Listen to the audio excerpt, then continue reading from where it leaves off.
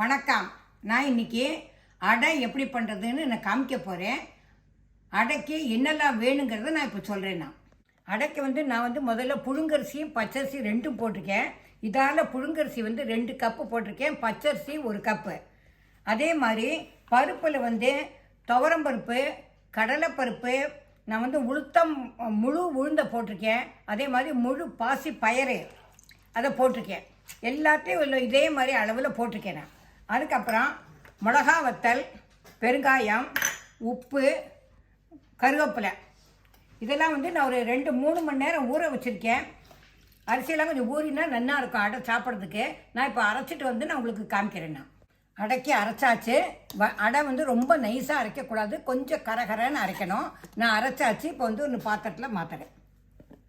இதில் நான் கருவேப்பிலையும் போட்டு தான் அரைச்சிருக்கேன். ஏன்னா இல்லைன்னா கருவேப்பிலை ஒரு சார் கீழே எடுத்து தனியாக வச்சுருவா. அதனால இதோட சேர்த்து அரைச்சா அதுவும் உள்ளே போகும். இப்போ இதில் பெருங்காயம் படுப்புறேன்.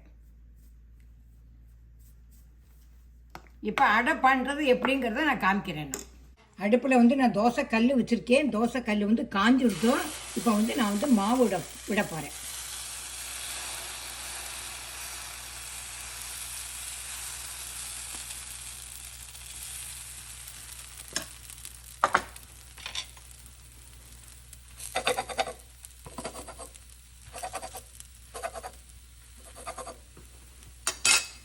நான் நல்லெண்ணெய் எடுத்துட்டு இருக்கேன். நல்லெண்ணெய் இல்லைன்னு இங்கே கடலெண்ணெயிலேயே இந்த அடை பண்ணலாம், ரொம்ப நல்லா இருக்கும்.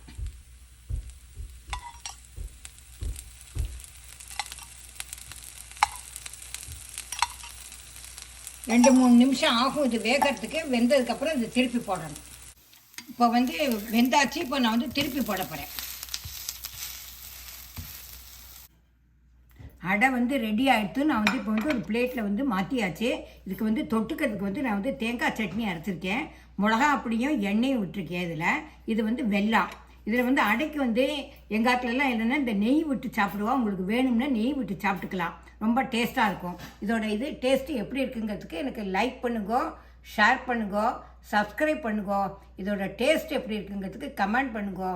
உங்களோட பதிலாக ஆவலோடு எதிர்பார்த்துட்டுருக்கேன். Tata, bye bye.